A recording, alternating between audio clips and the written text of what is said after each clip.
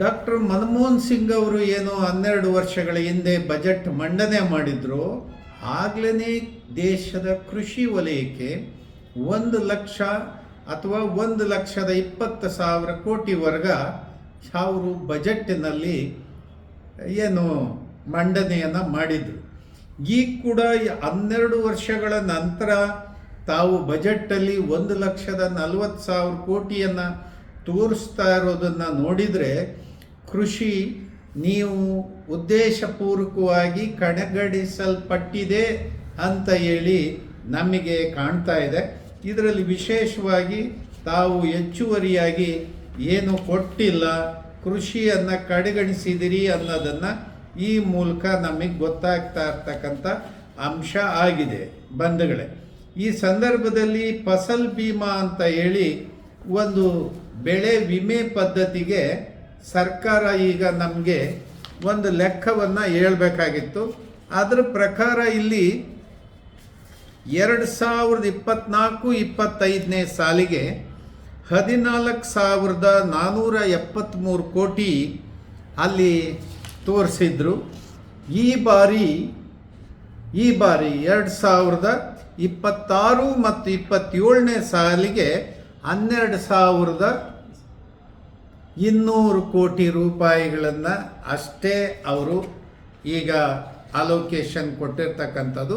ಹಾಗಾಗಿ ಕಳೆದ ಬಾರಿಗಿಂತಲೂ ಈ ಬಾರಿ ಬಜೆಟ್ಟಿನಲ್ಲೇ ಕಮ್ಮಿ ಫಸಲ್ ಬಿಮಾಕ್ಕೆ ಸಂಬಂಧಪಟ್ಟಂಗೆ ಕೊಟ್ಟಿರ್ತಕ್ಕಂಥ ಲೆಕ್ಕ ಆಗಿದೆ. ಹಾಗಾಗಿ ದೇಶದ ಒಟ್ಟು ಬಜೆಟ್ ಕೃಷಿಗೆ ಸಂಬಂಧಪಟ್ಟಂಗೆ ನಾವು ಯೋಚನೆ ಮಾಡುವಾಗ ಕೃಷಿಯ ಪ್ರಗತಿಗೆ ಅಷ್ಟೊಂದೇನೋ ಅನುಕೂಲ ಆಗಲಿಲ್ಲ. ಆದರೆ ಇಂಟೆಲಿಜೆನ್ಸಿ ಸಂಬಂಧಪಟ್ಟಂಗೆ ಕೃಷಿ ವಲಯಕ್ಕೆ ಅವರು ತಾವೇನು AI ಭಾರತದ ವಿಕಾಸಕ್ಕೆ ಸಂಬಂಧಪಟ್ಟಂಗೆ ಭಾಳ ಕೊಡುಗೆ ಆಗ್ತಾ ಇದೆ ಅಂತ ಹೇಳ್ತಾ ಇದ್ದಾರೆ. ಇದು ಎಲ್ಲದನ್ನು ಒಳಗೊಂಡು ಬಹಳ ದೊಡ್ಡ ಪ್ರಮಾಣದ ಬಜೆಟ್ ಅಲೋಕೇಶನ್ ಆಗಬೇಕಾಗಿತ್ತು. ಈ ಕೊಟ್ಟಿರ್ತಕ್ಕಂಥ ಬಜೆಟ್ಟು ಹೆಚ್ಚು ಹೋಗ್ತಕ್ಕಂಥ ಹಣ ರೈತರ ರಸಗೊಬ್ಬರಕ್ಕೆ ಹೋಗ್ತದೆ ಮತ್ತು ರೈತರ ಪೆಸ್ಟಿಸೈಡಿಗೆ ಸಂಬಂಧಪಟ್ಟಂಗೆ ಭಾರತ ಸರ್ಕಾರ ಕಂಪನಿಗಳಿಗೆ ಕೊಡ್ತದೆ.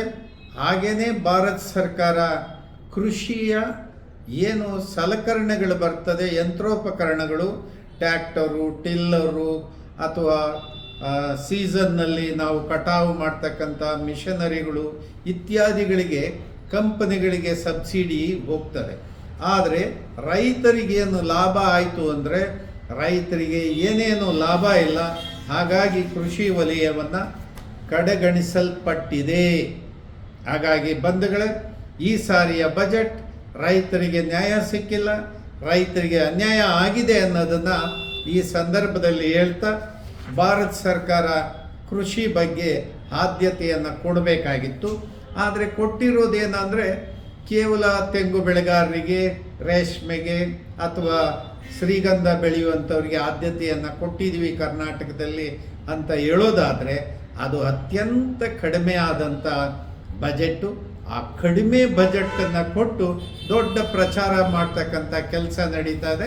ಹಾಗಾಗಿ ಒಟ್ಟು ಭಾರತ ದೇಶದ ಕೃಷಿಗೆ ಏನೂ ಇಲ್ಲ, ಇದರ ಆದ್ಯತೆಯೆಲ್ಲ ಕೂಡ ಬಹಳ ಕಮ್ಮಿ ಆಯಿತು, ರೈತರನ್ನ ಕಡೆಗಣಿಸಲ್ಪಟ್ಟಿದೆ ಅಂತ ಹೇಳ್ತಾ ಮೊದಲನೇದಾಗಿ ಮಾಡಬೇಕಾಗಿದ್ದು ಏನು ಕನಿಷ್ಠ ಬೆಂಬಲ ಬೆಲೆ ಅಂತ ಏನು ಕರಿತೀವಿ ನಾವು, ಆ ಕನಿಷ್ಠ ಬೆಂಬಲ ಬೆಲೆಗೆ ಸರ್ಕಾರ MSPಗೆ ಒಂದು ಆವರ್ತ ನಿಧಿಯನ್ನು ಸ್ಥಾಪನೆ ಮಾಡಬೇಕಾಗಿತ್ತು.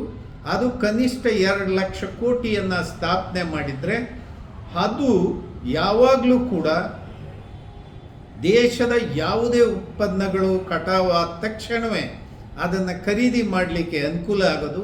ಇಲ್ಲಿ ರಾಜ್ಯ ಸರ್ಕಾರಗಳು ಮಾಡಿಲ್ಲ, ಅಲ್ಲಿ ಕೇಂದ್ರ ಸರ್ಕಾರಗಳು ಕೈ ಬಿಟ್ಟಿರೋ ಕಾರಣಕ್ಕೆ ರೈತರಿಗೆ ಆರ್ಥಿಕ ನಷ್ಟವನ್ನು ಉಂಟು ಮಾಡ್ತಕ್ಕಂಥದ್ದು ಆಗಿದೆ.